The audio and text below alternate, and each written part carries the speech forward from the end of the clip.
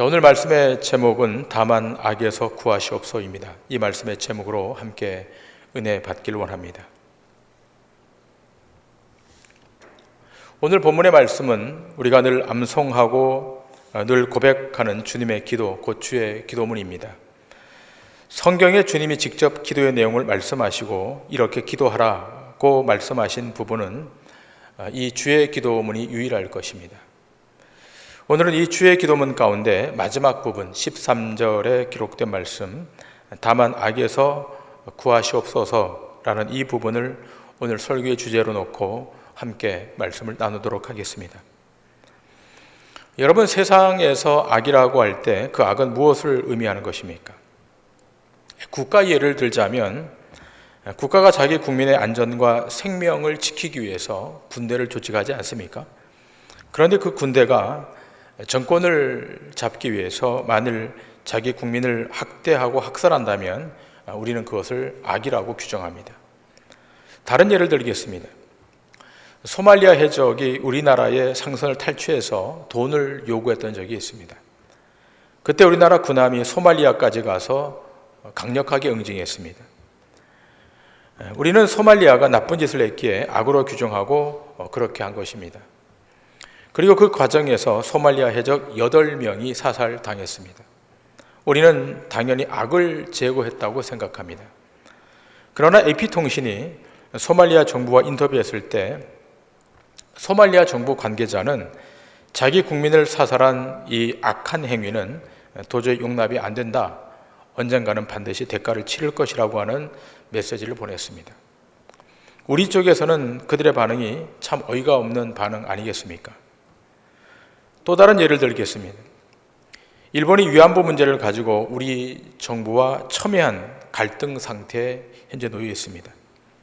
우리는 위안부 문제가 인권 차원에서 이것은 쉽게 협상으로 끝낼 문제가 아니라 반드시 사죄를 받고 그에 합당한 대가를 치러야 한다라고 하는 입장을 견지하고 있습니다.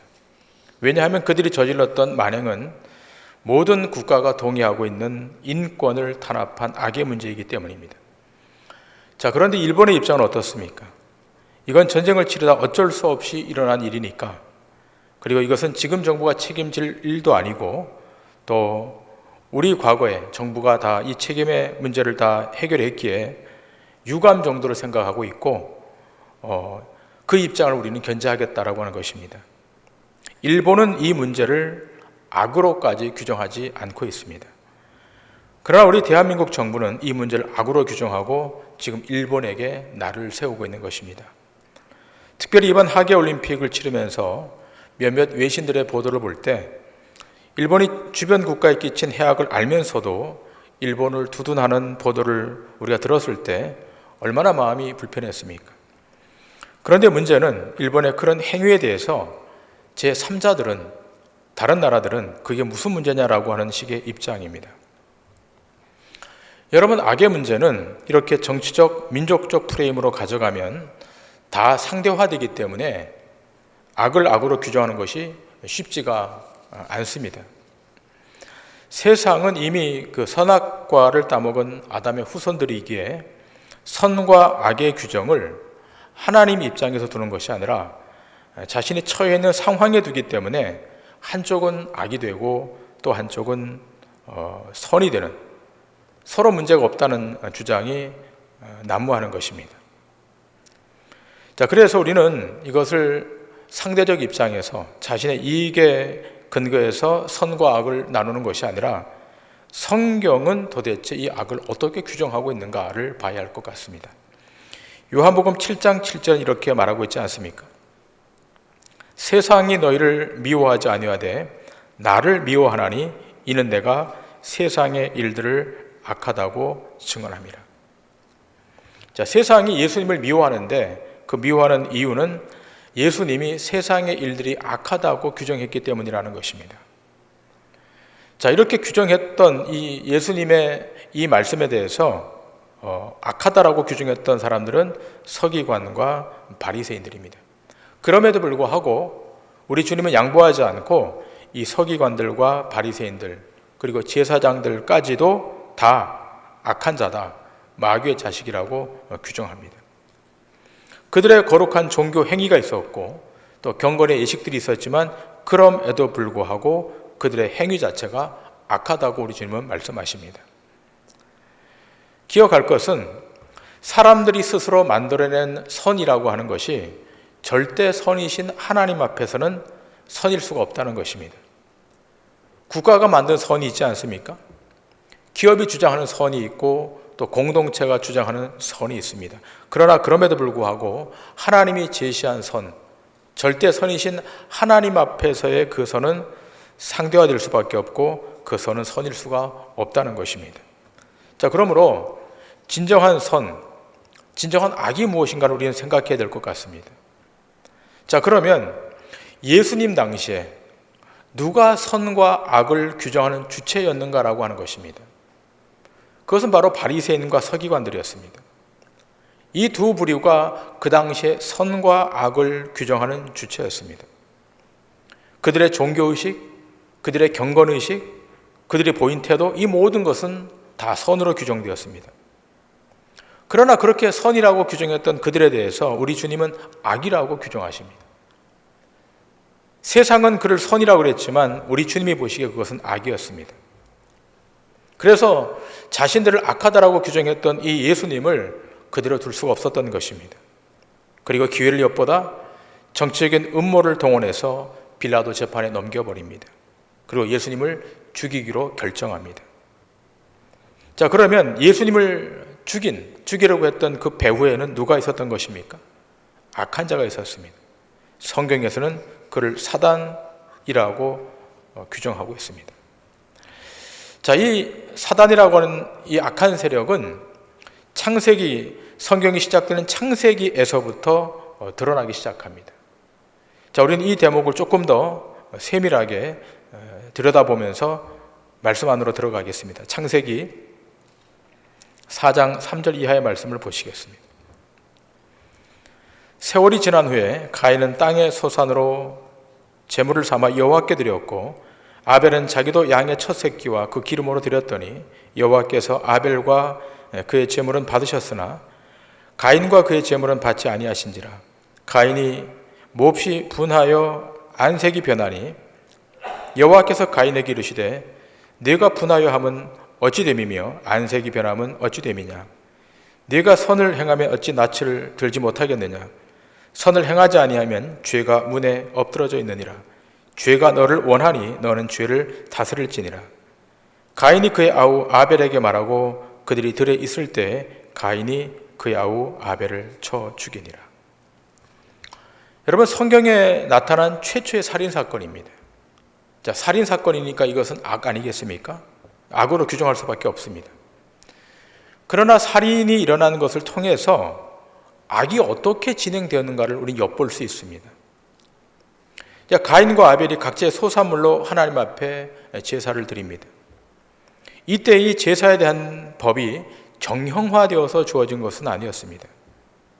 자, 그리고 아담과 하와가 이미 범죄해서 에덴 동산에서 쫓겨난 상태였기 때문에 하나님께서 죄인의 것을 받아주지 않으셔도 죄인된 입장에서는 할 말이 없는 겁니다.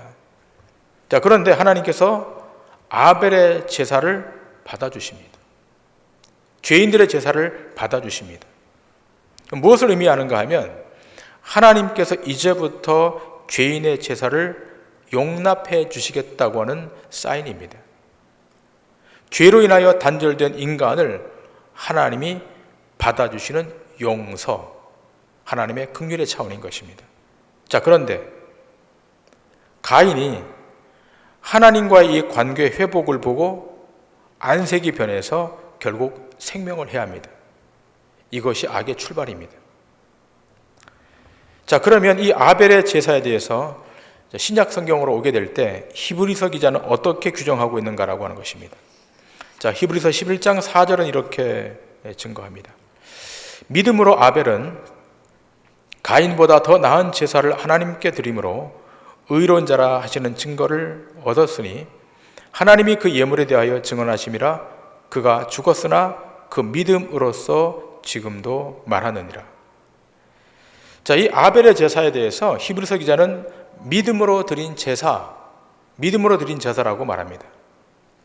자, 이 본문에서 아벨의 제사는 양의 첫 새끼와 기름으로 드렸다라고 증거하고 있습니다. 여러분, 율법에서 이 기름이란 따로 태워드리는 제물입니다. 율법에서 제사를 드릴 때 다른 부속물은 다른 것으로 태우고 기름은 별도로 다시 태워드리는 제물로 하나님 앞에 드립니다. 자, 그런데 중요한 것은 이 구약의 이 기름이 신약 성경으로 오게 될 때 누구와 연결되는가 하면 예수 그리스도와 연결이 되는 것입니다.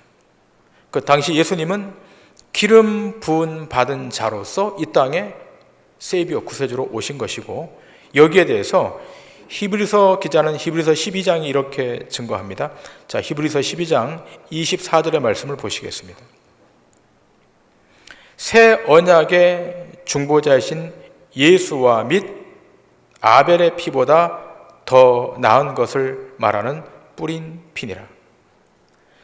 자, 아벨의 피보다 더 나은 피, 예수 그리스도의 피. 그로 말미암아 하나님과 인간 사이가 멀어졌던 관계가 회복되는 겁니다. 예수님이 이 땅에 자신의 피를 쏟으심으로, 자기의 모든 것을 쏟아내심으로 무너진 하나님과 인간의 관계가 복원되는 것입니다. 여기서 우리는 악이 무엇인지 선이 무엇인지에 대한 그 모티브를 찾아낼 수 있는 것입니다. 악이 무엇입니까? 하나님께서 희생의 제사를 통하여 받아주시는 그 회복의 길에 대하여 분노하는 것, 이게 악이에요. 자, 하나님이 제사를 통해서 하나님과 인간의 관계가 회복되는데 이 관계에 대해서 가인처럼 분노하는 것이 악입니다. 아벨의 피보다 더 나은 예수님의 피로 하나님이 용서하시고 구원해 주시고 자비를 베풀어 주셔서 그를 받아주시는 것에 대한 분노, 이것이 악입니다. 근데 문제는 인간은 이 분노를 이겨낼 수가 없다는 거예요. 그래서 하나님께서 가인에게 경고하십니다. 네가 선을 행했다면 왜 안색이 변했겠느냐. 자, 여기서 우리는 선이 무엇인지도 알게 됩니다. 선이 무엇입니까? 하나님께서 일방적으로 받아주시는 것에 대한 수용, 인정, 이것이 선이에요. 하나님이 받아주시는 거예요.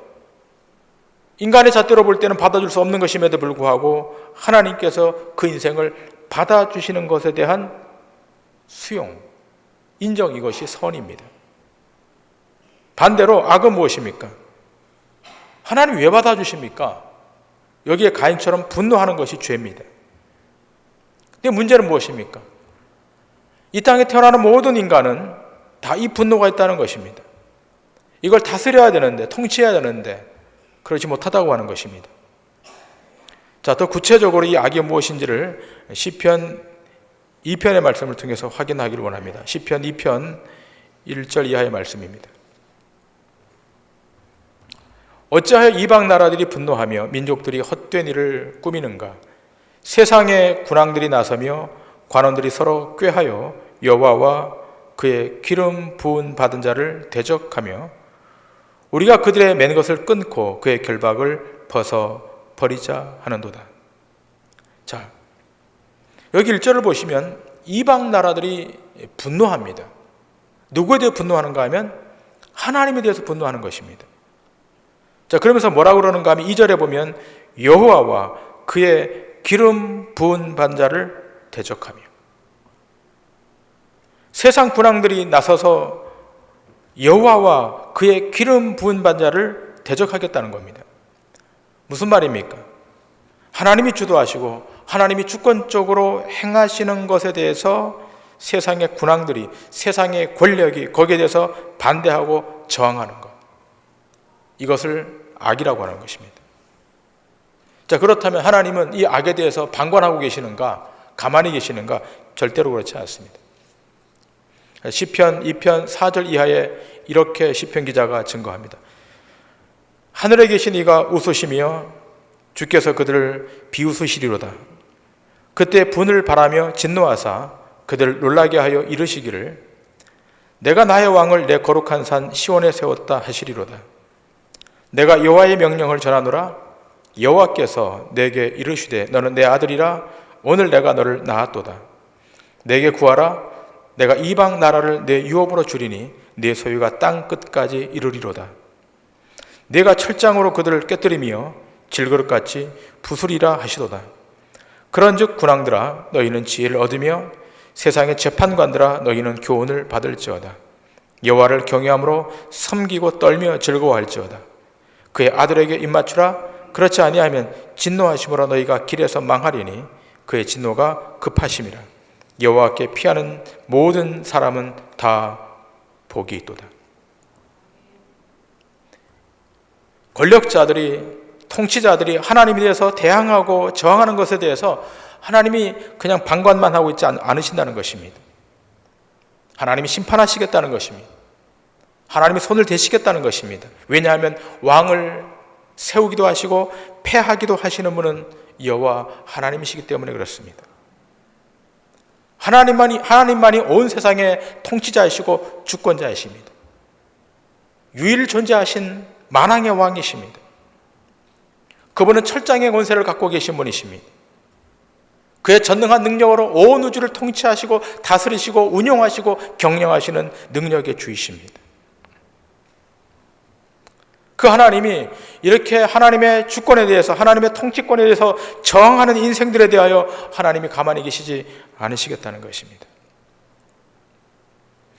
여러분, 구약 성경에 예언된 예수 그리스도가 이 땅에 오셨을 때 그때 당시에 왕은 헤롯 왕이었습니다. 자, 이 헤롯이 자신 말고 다른 왕이 이 땅에 태어났다는 소식을 듣고 그 왕을 죽이라 그럽니다. 그러자 예수님은 피신에 들어갑니다. 그리고 30년이 지난 다음 드디어 공생애를 시작하시면서 세상이 어떻게 악한 것인가를 드러내십니다. 악의 세력을 하나님이 예수님을 통해서 드러내십니다. 그러자 유대인들의 종교 권력과 로마의 정치 권력이 합세해서 예수님을 십자가에 못 박아 버립니다. 자, 그런데 그들이 몰랐던 것이 있습니다. 그들의 힘으로 예수를 죽이면 악이 승리할 줄 알았습니다. 자신들이 이길 줄 알았습니다. 이것은 그들의 배후에 있었던 사단도 몰랐던 것입니다. 자, 그런데 주목할 대목이 있어요. 예수님을 지키면, 예수님을 십자가에 못 박지 않고 그대로 지켜내면 승리할 줄 알았던 일단의 사람들이 있습니다. 그들이 누굽니까? 예수님의 제자들입니다. 그 중에 한 사람, 베드로입니다. 베드로는 유대 종교 권력자와는 달리 예수님을 지켜내면 우리가 승리할 줄 알았습니다. 여러분이 기억하시지 않습니까? 베드로가 주님 앞에 어떤 신앙의 고백을 했던지. 주는 그리스도시요 살아계신 하나님의 아들이십니다. 얼마나 멋진 고백입니까? 얼마나 정확한 신앙 고백입니까? 예수님께서 이 고백을 들으시고 무엇을 말씀하십니까? 자신의 고난과 십자가의 죽으심을 말씀하십니다. 베드로가 멋진 신앙의 고백을 했는데 주는 그리스도시요 살아계신 하나님의 아들, 살아계신 하나님의 아들이라는 겁니다. 전능한 주라는 것입니다.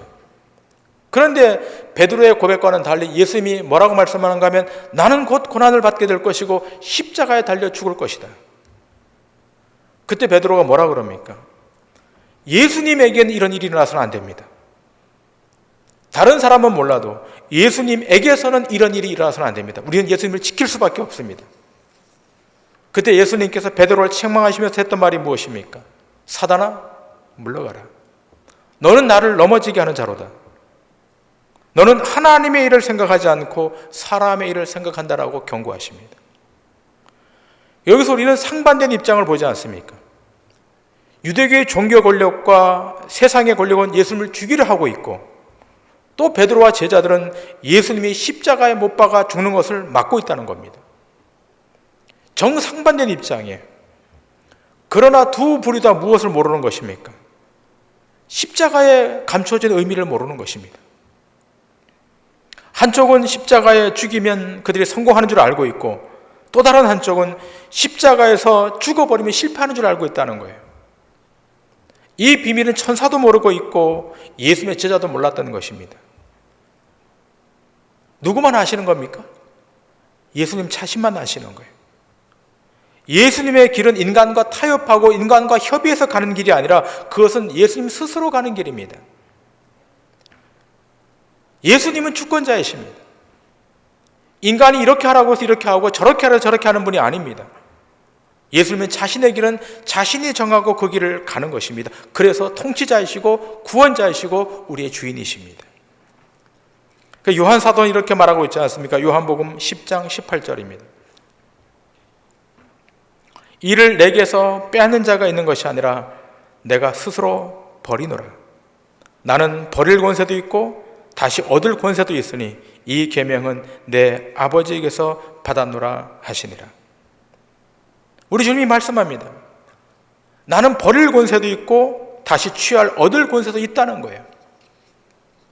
세상 권력에, 세상 통치에 사람에 의해서 왔다 갔다 할 수 없다는 거예요. 유대교와 로마 권력이 십자가에 우리 주님을 못 박지만 우리 주님은 거기서 끝나는 것이 아니라 어떻게 해요? 하나님의 능력으로, 하나님의 전능한 능력으로 다시 살아나는 것입니다. 이 십자가 사건에서 무엇이 악인가가 보여지는 거예요. 무엇이 악입니까? 하나님의 통치 질서에 대해서, 하나님의 절대 주권에 대해서 정하는 모든 것은 다 악인 거예요. 때문에 로마 권력이, 세상 권력이 예수님을 죽였지만 예수님이 십자가에서 돌아가셨다가 3일 만에 다시 부활하시는 겁니다. 살아나시는 거예요. 살아나셔야 왕권이 회복되는 것 아니겠습니까? 살아나신 다음 어떻게 하셨습니까? 살아있는 그대로 승천하셨습니다. 승천하신 이후에 성령님을 이 땅에 보내주셨습니다. 50일 이후 오순절에 우리 가운데 성령님을 보내주셨습니다. 자, 성령님이 오셔서 무엇을 하는 것입니까? 무엇이 선인지 무엇이 악인지를 분별케 하는 거예요. 여러분이 예수를 믿으셨지 않았습니까? 하나님의 자녀가 되지 않았습니까? 이미 여러분 마음 안에 성령님이 와 계십니다. 성령님이 와 계시다면 무엇이 선인지 무엇이 악인지를 분별할 수 있게 된 것입니다. 무엇이 선입니까? 예수 그리스도의 십자가의 복음이 선인 것입니다. 반대로 무엇이 악입니까? 이 예수 그리스도의 십자가의 복음에 반대하는 것, 저항하는 것은 다 악입니다. 그러므로 오늘날의 악은 더 분명해졌습니다. 다른 것이 아니라 복음에 대해서, 기독교 진리에 대해서, 하나님의 말씀에 대해서 거부하는 모든 것은 악입니다. 윤리적으로 잘못된 것만, 도덕적으로 잘못된 것만 악이 아니라 기독교 진리에 대해서, 하나님의 통치 질서에 대해서, 하나님의 창조 질서에 대해서 반항하고 반하는 모든 것은 악인 것입니다. 그런데 이 악은 예수님이 이 땅에 재림하시기까지 계속해서 발현할 것입니다. 그리고 이 악은 세대를 넘어, 문화를 넘어 더 교묘하게 역사할 것입니다. 자, 지금 우리는 그 어느 때보다도 이 악이 교활하게 역사하고 있는 그 현실 가운데 우리는 살아가고 있습니다. 문화적 콘텐츠를 통해서, 이상한 이데올로기를 통해서, 어떤 유행과 경향을 통해서 하나님의 주권자, 하나님의 통치자, 하나님이 만왕의 왕이신 것을 거부하도록 만듭니다. 인권이라고 하는 미명하에, 세상의 경향이라고 하는 미명하에 이 창조 질서를 어지럽게 만듭니다. 그러나 기억하셔야 됩니다. 악이 발현하고 악이 창궐하다 할지라도 예수 그리스도의 권세의 능력은 반드시 승리한다는 것입니다. 이 결정적인 사건은 이미 창세기에 기록되어 있습니다. 창세기 3장 15절에 이렇게 기록되어 있지 않습니까? 내가 너로 여자와 원수가 되게 하고 내 후손도 여자의 후손과 원수가 되게 하리니 여자의 후손은 내 머리를 상하게 할 것이요 너는 그의 발꿈치를 상하게 할 것이니라 하시고, 자, 이미 창세기 3장에 악의 대표자인 사단과 선의 대표자이신 예수 그리스도의 싸움에서 어떤 결과가 있다고 예언하고 있습니까? 여자의 후손으로 오시는 예수 그리스도가 사단의 머리를 깨뜨리실 것이다, 상하게 할 것이다. 결국 악이 승리하는 것 같지만, 악이 번성해서 흥왕하는 것 같지만 마지막에는 쇠퇴한다는 것입니다. 그 악은 예수님이 재림할 때 종결됩니다. 그 전까지는 강하게 역사할 것입니다. 그 전까지는 강하게 드러날 것입니다. 그러나 복음 앞에, 진리 앞에, 예수 그리스도의 이름 앞에 결국은 도태될 것입니다. 요한복음 17장 15절에 우리 주님이 고난받으시기 전에 이렇게 기도하십니다. 내가 비옵는 것은 그들을 세상에서 데려가시기를 위함이 아니요 다만 악에 빠지지 않게 보존하시기를 위함이니이다. 자, 예수님이 십자가를 지시기 전 기도했던 기도의 한 단락입니다. 예수님께서 말씀하십니다. 내가 이 제자들을 데려가기 위함이 아니라 다만 그들이 악에 빠지지 않게 하기 위하여 내가 보존하겠다.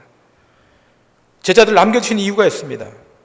그럼 복음 사역을 감당해야 되니까, 구속의 사역을 완성시켜야 되니까 제자들을 이 세상에 놔두겠다는 겁니다. 그러나 그냥 놔두는 것이 아니라 악에 빠지지 않게 보존하시겠다. 자, 여러분과 저도 다 마찬가지입니다. 우리가 이 땅에 존재하는 목적, 남아있는 목적은 여전히 우리에게 미션이 있기 때문입니다. 자, 그런데 중요한 것이 있습니다. 하나님은 미션만 던져놓고 방관하시는 분이 아니라 악에 빠지지 않도록, 죄악에 빠지지 않도록 우리를 보존해 주신다는 것입니다. 자, 거기에 반해서 악한 사단도 강력하게 우리에게 공격해 들어옵니다. 어떤 방식으로 공격해 옵니까? 바울은 이렇게 말합니다. 고린도후서 4장 3절 4절에 이렇게 말하고 있습니다. 만일 우리의 복음이 가려웠으면 망하는 자들에게 가려진 것이라. 그 중에 이 세상의 신이 믿지 아니하는 자들의 마음을 혼미케 하여 그리스도의 영광의 복음의 광채가 비치지 못하게 함이니 그리스도는 하나님의 형상이니라. 자, 우리가 하나님의 그 통치권 아래 보존되고 보호받고 있다면 거기에 반해서 악한 사단도 공격해 들어오는데 어떻게 공격하는 것입니까? 이 본문 4절에 기록된 바와 같이 세상의 신이 믿지 아니한 자들의 마음을 혼미케 하여 그리스도의 영광의 복음의 광채가 비치지 못하게 함이니, 세상에 신이 있다는 거예요. 악한 사단의 신이 있다는 겁니다. 그 신이 어떻게 해요? 사람의 마음을 혼미케 해서 그리스도의 영광의 복음의 광채가 비치지 못하도록 한다는 거예요. 여러분, 세상의 신이 뭐예요? 귀신입니까? 이상한 신입니까? 물론 그럴 수도 있지만 세상의 신은 세상의 절대가치, 세상의 절대가치가 하나님이 아니라 인간이 중심이고 인간이 신이라고 하는 인본 이데올로기가 세상의 신인 거예요. 이것이 악입니다. 여러분, 세상의 중심은 사람이 아니에요. 세상의 중심은 하나님이십니다. 하나님이 창조 질서의 주체자이시고 하나님이 창조 질서의 주관자이십니다. 우리는 만들어진 피조물이에요. 근데 피조물이 주권자 위치에 올라가는 것, 이것이 악입니다. 그래서 베드로 사도는 이렇게 경고하고 있지 않습니까? 베드로전서 5장 8절 이하의 말씀입니다. 근신하라, 깨어라. 너희 대적 마귀가 우는 사자같이 두루다니며 삼킬 자를 찾나니 너희는 믿음을 굳건하게 하여 그를 대적하라. 이는 세상에 있는 너희 형제들도 동일한 고난을 당하는 줄 알미라. 자, 악한 사단 마귀가 어떻게 공격해 온다고요? 우는 사자같이 두루다니며 삼킬 자를 찾는다 그럽니다. 자, 그러면 어떻게 해야 되겠습니까? 데살로니가 후서 3장 1절 이하에 이렇게 기록하고 있습니다. 끝으로 형제들아, 너희는 우리를 위하여 기도하기를, 주의 말씀이 너희 가운데서와 같이 퍼져나가 영광스럽게 되고 또한 우리를 부당하고 악한 사람들에게서 건지시옵소서 하라. 믿음은 모든 사람의 것이 아니니라. 주는 미쁘사 너희를 굳건하게 하시고 악한 자에게서 지키시리라. 어떻게 하라고요? 이 악에서 구해달라고, 악에서 건져달라고 기도해야 한다는 것입니다. 여러분, 기도하셔야 돼요. 여러분의 자녀가 악에서 구원되도록, 여러분의 가정이 악에서 구출되도록 날마다 기도하셔야 됩니다. 그리고 그 악이 무엇인지 명확하게 인식하셔야 됩니다. 국가가 행하는 악이든 거대한 단체가 저지르는 악이든 어떤 이데올로기가 저지르는 악이든 그 악이 무엇인지를 우리 명확히 찾아내야 됩니다. 하나님의 하나님 되심이 거부되는 것, 하나님의 창조 질서가 왜곡되는 것, 이것이 악임을 기억하고 이 악에 대해서 방어막을 치셔야 됩니다. 요한 사도는 이렇게 말합니다. 요한일서 5장 18절 이하의 말씀입니다. 하나님께로부터 난 자는 다 범죄하지 아니하는 줄을 우리가 아노라. 하나님께로부터 나신 자가 그를 지키심에 악한 자가 그를 만지지도 못하느니라. 또 아는 것은 우리는 하나님께 속하고 온 세상은 악한 자 안에 처한 것이며, 또 아는 것은 하나님의 아들이 이르러 우리에게 지각을 주사 우리로 참된 자를 알게 하신 것과 또한 우리가 참된 자 곧 그의 아들 예수 그리스도 안에 있는 것이니 그는 참 하나님이시요 영생이시니라. 자녀들아, 너희 자신을 지켜 우상에게서 멀리하라. 여러분, 20절에 기록된 바와 같이 하나님의 아들이 이르러 우리에게 지각을 주사라고 말씀합니다. 어떤 지각입니까? 무엇이 선인지 무엇이 악인지를 알게 하는 지각입니다. 하나님께로부터 난 자, 성령을 받은 자는 하나님이 지각을 주시는 거예요. 무엇이 선인지 무엇이 악인지. 여러분이 그리스도인이십니까? 신자이십니까? 교회 안에 직분을 받으셨습니까? 세상의 현상을 보면서, 세상의 흐름을 보면서 무엇이 선인지 무엇이 악인지를 분별하실 수 있어야 됩니다. 그 분별은 무엇을 통해 가능한 것입니까? 성령님이 오셔서 우리의 지각의 창을 열어주셔야 하는 거예요. 아무리 여론이 다 선이라고 할지라도 성령님이 주신 지각을 통해 보니까 악이에요. 그러면 따라가면 안 되는 거예요. 사람들이 다 그리로 쫓아간다 할지라도 말씀에 비추어서, 성령의 조명을 비추어서 이것이 악이라고 규정되면 따라가면 안 되는 거예요. 그래서 오늘 사도 요한은 말합니다. 자녀들아, 너희 자신을 지켜 우상에게서 멀리하라. 너희 자신을 지키라는 것입니다. 어떻게 지키는 것입니까? 성령님이 우리 가운데 오셔서 우리를 조명해 주셔서 하나님만이 절대자 하나님이시고 세상의 모든 것은 다 피조물인 것을 아는 것이에요. 근데 인간은 악하기 때문에 세상 안에 절대자를 만들어내는 거예요. 우상을 만들어내는 거예요. 형상으로 만들어내기도 하고 형상 없는 이데올로기로 만들어내기도 하는 겁니다. 그 우상에게서 멀리하라는 것입니다.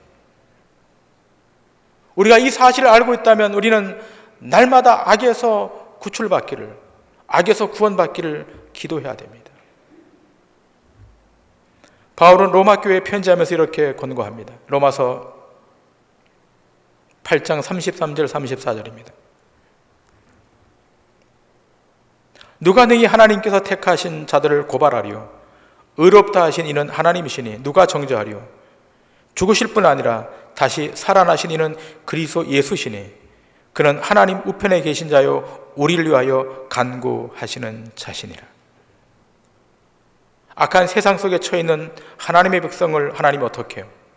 지키시고 우리를 위하여 간구하신다는 것입니다. 여러분, 이 세상은 기독교 신앙에 대해서 호의적이지 않습니다. 우리가 이 세상을 살아가는 것은 쉽게 살아갈 수 있는 환경이 아닙니다. 좌우를 잠깐만 돌아보아도 악이 넘쳐나고 있음을 확인하게 됩니다. 우리가 잠시 발걸음만 옮겨도 거기 악이 도사리고 있음을 알게 됩니다. 그러므로 우리는 성령의 조명을 통해서, 하나님의 말씀의 조명을 통해서 무엇이 악인지를 확인해야 됩니다. 그리고 기도하셔야 됩니다. 우리를 악에서 구하여 주옵소서. 아침 일어날 때마다, 잠자리 들 때마다 악에서 건져달라고 기도하셔야 됩니다. 여러분, 바라기는 이 땅에는 선한 것이 없음을 기억하시고 복음 안에, 말씀 안에 선이 있음을 확신하시고 힘들지만 어렵지만 그 진리의 길을 계속 걸어가심으로 악 앞에, 죄악 앞에 승리하는 믿음의 권속들 다 되시기를 주님의 이름으로 간절히 축원합니다.